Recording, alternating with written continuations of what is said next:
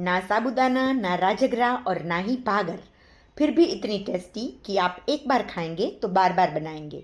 जी हाँ, सावन का महीना चल रहा है और वही पुरानी बोरिंग उपवास रेसिपी खाकर आप उब चुके हैं, तो इस चटपटी और स्वादिष्ट आलू पनीर टिक्की को ज़रूर ट्राई करना। इसे बिना पनीर के भी बना सकते हैं, ये वही टेस्ट देती है, इसलिए आप पनीर को स्किप भी कर सकते हैं।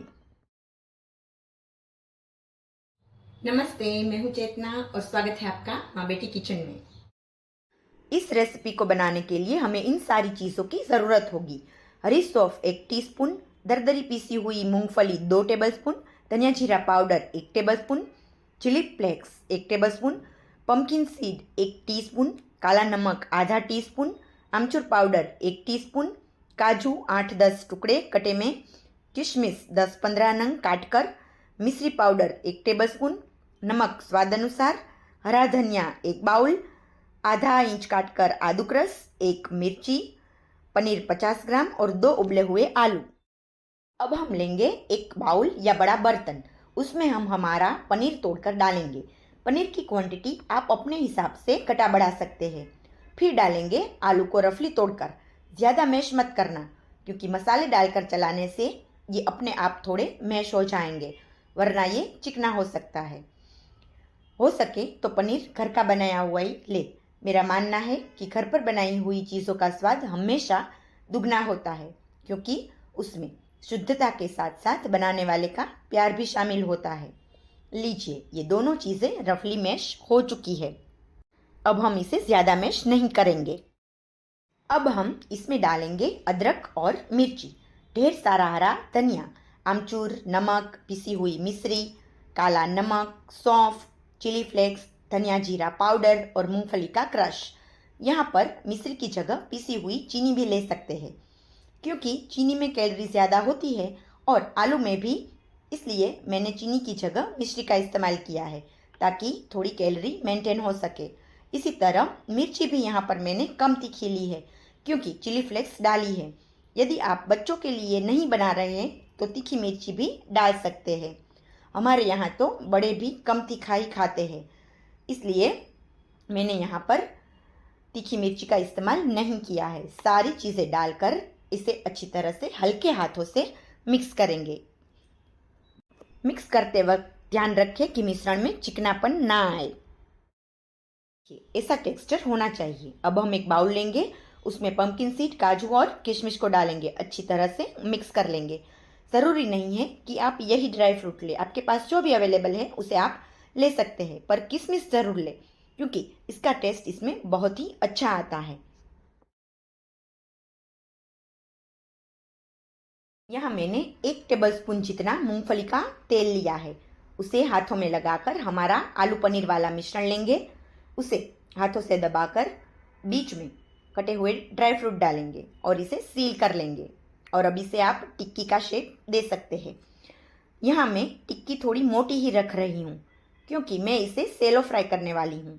यदि आप डीप फ्राई कर रहे हैं तो थोड़ी सी छोटी और पतली भी रख सकते हैं, और यदि आप डीप फ्राई करते हैं तो इसे आरा रूप से कोट ज़रूर करें, क्योंकि डीप फ्राई करते वक्त इसे टूटने और फटने का डर नहीं रहेगा। मैं दूसरी भी टिक्की बनाकर आपको दिखा रही हूँ। इसी तरह हमें सारी टिक्कियाँ तैयार कर लेनी है। हमारे मेजरमेंट में यहाँ 9 बड़ी टिक्कियाँ बनकर तैयार हो जाएगी, जो 3 लोगों के लिए आराम से इनफ है। यदि आप ज़्यादा बना रहे हैं तो मेजरमेंट के हिसाब से ही सारी चीज़ें डालें, ताकि रेसिपी ख़राब होने का डर ना रहे। यहाँ पर मैंने जितना मेजरमेंट दिखाया है उसमें से 9 बड़ी टिक्कियाँ बन जाएगी। यदि आप डीप फ्राई कर रहे हैं और छोटी टिक्कियाँ बनाई हैं तो आराम से 15 से 20 टिक्कियाँ वो भी बन जाएगी। देखिए, हमारी दूसरी टिक्की भी बनके तैयार है। इसी तरह हमें सारी टिक्कियाँ बना लेनी है।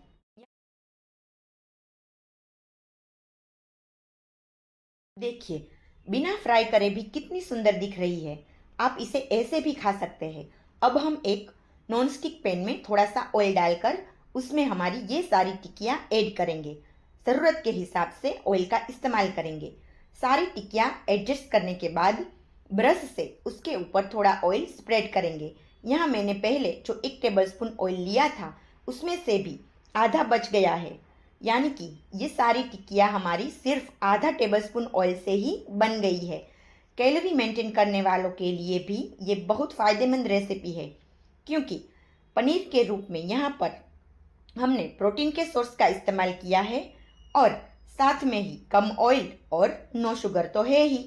उसके साथ में विटामिन ए से भरपूर ढेर सारा धनिया, जो हमारी आंखों के लिए भी संजीवनी है, उसे भी इस्तेमाल किया है।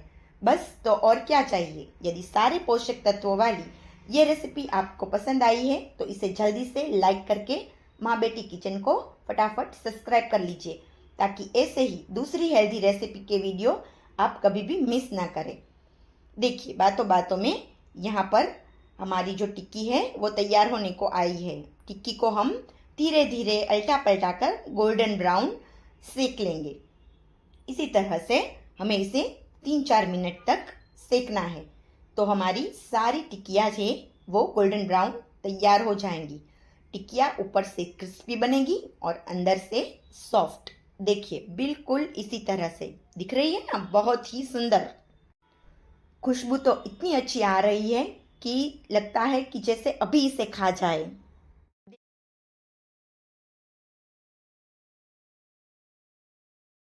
सुंदर कलर के साथ साथ खुशबू भी जोरदार आ रही है। आ गया ना, देखते ही मुंह में पानी। देखिए, मैं इसे काट कर भी दिखा रही हूँ। ऊपर से क्रंची और अंदर से सॉफ्ट। भाई, मैं तो इसे टेस्ट किए बिना नहीं रह सकती। आहा, क्या गजब का टेस्ट लग रहा है। आप भी इसे ज़रूर ट्राई करना। आप एक बार इसे बनाकर अपनी फैमिली और मेहमानों की राय ज़रूर लेना, और वो जो भी कहें वो मुझे कमेंट करके ज़रूर बताना, क्योंकि आपके कमेंट ही हमें ऐसी नई रेसिपी बनाने के लिए मोटिवेट करते हैं। तो मिलते हैं एक ऐसी ही नई रेसिपी के साथ। तब तक के लिए याद रखिए, माँ बेटी किचन, स्वाद भी, सेहत भी, सच्चाई भी। और यूट्यूब के साथ साथ हमारा चैनल फेसबुक पर भी अवेलेबल है। आप चाहे तो उसे वहाँ जाकर भी देख सकते हैं। बाय।